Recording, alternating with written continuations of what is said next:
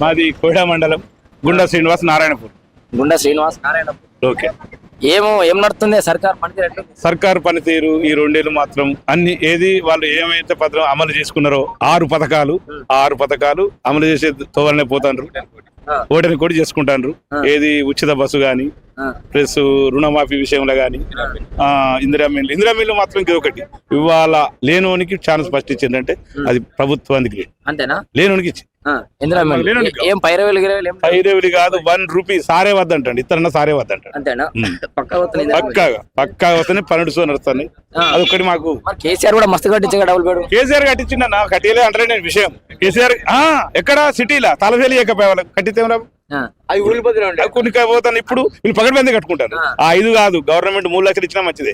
ఇలా పకడ్బందీ ఇంకో 2 లక్షలు కలుపుకొని కట్టుకుంటారు. అదొకటి మాత్రం లేని వాళ్ళకు నీడ మాత్రం 5 లక్షలు ఇస్తారు. ఇప్పుడు అదే 5 లక్షలు ఇస్తాను. ఇంకో ₹1,00,000 కలుపుకొనైనా కట్టుకుంటారు. ఇల్లు వస్తుంది, దేనికి సన్న బియ్యం వస్తాను. సన్న బియ్యం వస్తాయి. ఉచిత పథకాలు మాత్రం వాళ్ళ వెనుకకు లేదు కాంగ్రెస్ పార్టీ. కొన్ని మిస్ అయినా కానీ ఎలాంటి 1 by 1 చేసుకుంటూ వస్తూనే ఉన్నారు. మా ఏరియాల పొన్నం ప్రభాకర్ ఎమ్మెల్యే గారు ప్లస్ బీసీ సంక్షేమ శాఖ మంత్రి అందరి లోపల ఈ ఉస్నాబాద్ ను మాత్రం అభివృద్ధి పథంలో నడిపిస్తుండు. ఇంకా అభివృద్ధి పథం నడిపించాలని మేము కోరుకుంటున్నాం. ఇప్పుడు కొంతమంది ఏమంటే సీఎం చిన్న మీటింగ్ లో పోతుండు, పెద్ద మీటింగ్ లో పోతుండు, జనాల దగ్గరకు బాగా తిరుగుతుండు అని అంటారు. గతంలో కేసీఆర్ ఇట్లా చిన్న మీటింగ్లకు రాలే. సో ఇట్లా ముఖ్యమంత్రి ఇట్లా తిరగడం కరెక్టే కదా? పెద్ద ప్రతి మీటింగ్ జనాలకు దగ్గర ఉండే జనాల దగ్గర ఉంటే ఫ్యూచర్ మనకు ఉంటది. అంతకుముందు నేను చెప్తున్నా వైఎస్ ఫ్యాక్షనిస్ట్ అన్నారు.